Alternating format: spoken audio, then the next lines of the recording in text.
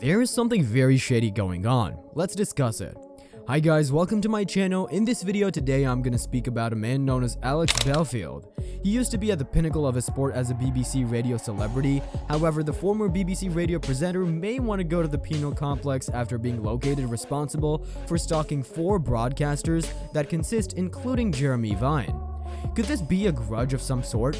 What is going on with Alex Belfield? Watch until they stop to be aware of precisely what's happening. But earlier than that, right here is a little return story.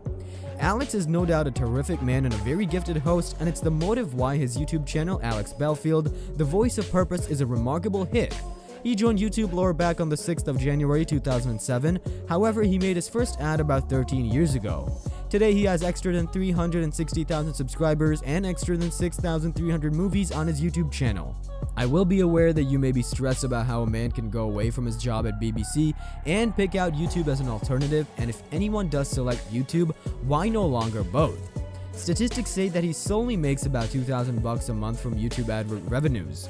Alex is from Nottinghamshire and he began his profession as a section at one of the launch group of Radio 106, and that used to be greater than 2 a long time ago.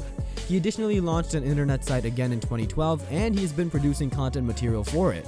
He's finished a lot in existence, and between 2004 and 2010, he was regarded on radio stations like Mercia FM, BBC Bristol, BBC Radio Shropshire, and BBC Hereford and Worcester. I assume it is a hate crime. I imply the dude is onto them with all his journalist capabilities and some shady stuff.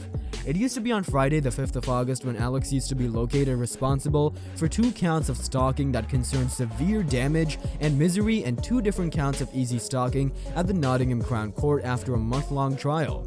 He used to be accused of 8 counts of stalking, however he wasn't observed responsible for half of it. He'll be sentenced on the 16th of September. That is what Cheryl Mugg, a district crown prosecutor, says.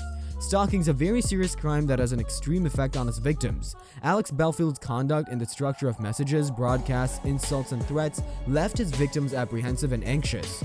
Victims feared for their households and gave debts to the jury of the horrible impact of Belfield's abuse on their non-public lives. Throughout this trial, victims and different witnesses have given proof with dignity that I'd like to thank them for their willingness to provide evidence.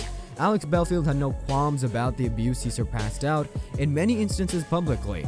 The extent of his abusive conduct furnished clear proof that his behavior used to be stalking. This used to be such a terrible case of stalking that Jimmy Vine, the presenter of BBC Radio 2 and Channel 5, wept in court. He went on to say that Alex trolled over the demise of his father, and Alex's stalking made him lose sleep, and he was once scared that Alex would possibly do something to his family. If I see his channel description, there it says it's a channel that provides everyday information and topical content material, and additionally he provides no hate to it with Frank's mass debate and phrases like actual and honest. I don't suppose truthful human beings stalk different people. I have no concept of what's going on, and however, it appears very dreadful.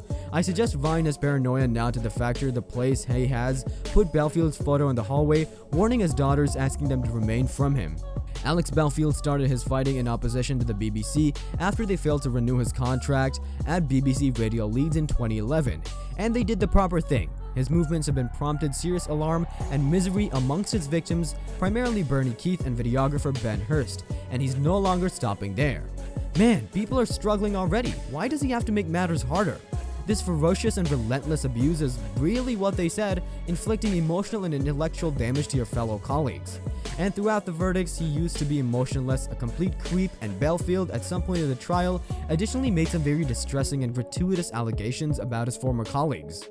Nothing is certain until September 16th, however possibilities are he may get custodial sentence. He has no proof to show himself, and so I'm relatively positive he's gonna pay a hefty price. What do you suppose about Alex Belfield? Do you assume what he did used to be good? Let me understand the remark part below. Thank you so much for watching.